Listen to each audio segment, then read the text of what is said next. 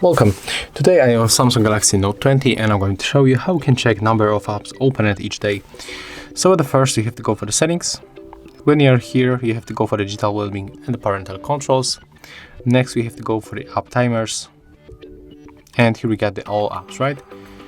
We can change by screen time, time length or name. I'm going to leave it as a name. And as you can see, we can pick, for example, the settings. So when you scroll down, you can find out how many times you opened each app.